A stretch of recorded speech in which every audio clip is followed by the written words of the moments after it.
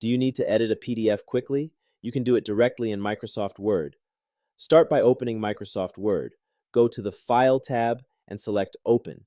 Click Browse to find and open the PDF file. After selecting the PDF file, click Open.